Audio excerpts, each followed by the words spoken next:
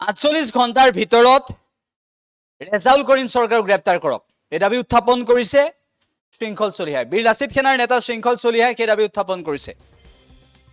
ৰেজাউল কৰিম চৰকাৰক গ্ৰেপ্তাৰ কৰাৰ দাবী উত্থাপন কৰিছে শিৱসাগৰক ধুবুৰী বনাই দিম এই বাক্য শাৰী কৈছিল ৰেজাউল কৰিম চৰকাৰে আৰু তাৰ পিছতে ৰেজাউল কৰিম চৰকাৰৰ বিৰুদ্ধে খৰব হৈ পৰিছে এবাৰ শৃংখল চলিহা ধুবুৰী শিৱসাগৰক ধুবুৰী বনাম এনেদৰে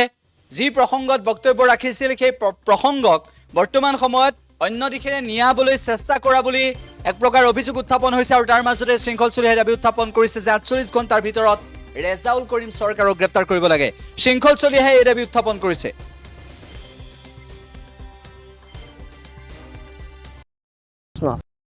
তেওঁ কিয় এৰেষ্ট কৰা নাই তাক লৈ আমাৰ প্ৰশ্ন আছে আমাৰতো ২২ জনকৈ ল'ৰা বিনা দোষত জেলত সোমাই আছে কিন্তু তেওঁ কিয় এৰেষ্ট কৰিব পৰা নাই আমাৰ মুখ্য সচিব জেলত সোমাই আছে কিন্তু তেওঁ কিয় এৰেষ্ট কৰিব পৰা নাই তাক লৈ আমাৰ প্ৰশ্ন আছে আৰু এটা গ্ৰেপ্তাৰ কৰিব লাগিব গ্ৰেপ্তাৰ নকৰিলে উজনি অসম বন্ধ হ'ব আৰু বন্ধৰ সময়ত যি অপ্ৰীতিকৰ ঘটনা হ'ব তাৰ বাবে চৰকাৰ দায়ী হ'ব আজি হিমন্ত বিশ্ব শৰ্মাই কৈছে আমি নামনিত উচ্ছেদ চলাইছোঁ তেন্তে আমাৰ চিন্তামণিগড় কি হ'ব চিন্তামণিগড়ত কেতিয়া হিমন্ত বিশ্ব শৰ্মাৰ বুলডেজাৰ চলিব তাক লৈ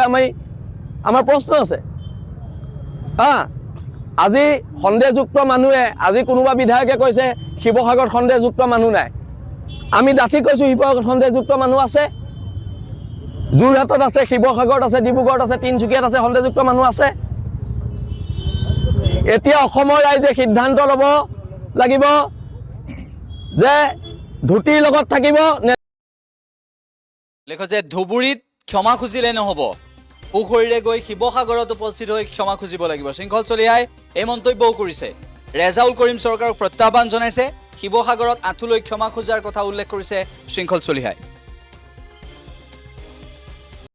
ৰেজাউল কৰিম চৰকাৰে কিয় বৰ অসমৰ কথা ক'ব কথা বতৰাবোৰ তাত এতিয়া তেওঁ কৈছে মই ক্ষমা খুজিছোঁ তাত ক্ষমা খুজিলে নহ'ব ইয়াত ক্ষমা খুজিব লাগিব নহ'লে উজনি অসম অচল কৰি দিয়া হ'ব উজনি অসম বন্ধ ঘোষণা কৰা হ'ব আৰু এটা কথা এতিয়া আমাৰ কিমানজন সতীৰ্থ জেলত আছে তেওঁ এনে উদ্ভট মন্তব্য কৰি তেওঁ কিয় এতিয়ালৈকে এখন চৰকাৰে জেলত ভৰাব পৰা নাই তাক লৈ আমাৰ প্ৰশ্ন আছে তেওঁ কিয় এৰেষ্ট কৰা নাই তাক লৈ আমাৰ প্ৰশ্ন আছে আমাৰতো ২২ জনকৈ ল'ৰা বিনা দোষত জেলত সোমাই আছে কিন্তু তেওঁ কিয় এৰেষ্ট কৰিব পৰা নাই আমাৰ মুখ্য সচিব জেলত সোমাই আছে কিন্তু তেওঁ কিয় এৰেষ্ট কৰিব পৰা নাই তাক লৈ আমাৰ প্ৰশ্ন আছে আৰু এটা গ্ৰেপ্তাৰ কৰিব লাগিব গ্ৰেপ্তাৰ নকৰিলে উজনি অসম বন্ধ হ'ব আৰু বন্ধৰ সময়ত যি অপ্ৰীতিকৰ ঘটনা হ'ব তাৰ বাবে চৰকাৰ দায়ী হ'ব আজি হিমন্ত বিশ্ব শৰ্মাই কৈছে আমি নামনিত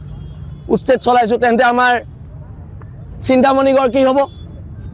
চিন্তামণিগড়ত কেতিয়া হিমন্ত বিশ্ব শৰ্মাৰ বুলডেজাৰ চলিব তাক লৈ আমাৰ প্ৰশ্ন আছে আজি সন্দেহযুক্ত মানুহে আজি কোনোবা বিধায়কে কৈছে শিৱসাগৰত সন্দেহযুক্ত মানুহ নাই আমি ডাঠি কৈছোঁ শিৱসাগৰত সন্দেহযুক্ত মানুহ আছে যোৰহাটত আছে শিৱসাগৰত আছে ডিব্ৰুগড়ত আছে তিনিচুকীয়াত আছে সন্দেহযুক্ত মানুহ আছে এতিয়া অসমৰ ৰাইজে সিদ্ধান্ত ল'ব লাগিব যে ধুতিৰ লগত থাকিব নে লুঙিৰ লগত থাকিব বীৰ লাচিত সেনা অসম সদায় ধুতিৰ লগত থাকিব সেইটো স্পষ্ট কথা স্পষ্ট কথা সময়সীমা বান্ধি দিছোঁ ৪৮ ঘণ্টাৰ ভিতৰত এৰেষ্ট কৰিব লাগিব নহ'লে শিৱসাগৰ বন্ধ দিয়া হ'ব তাৰপিছত ক্ৰমান্বয়ে উজনি অসম বন্ধ দিয়া হ'ব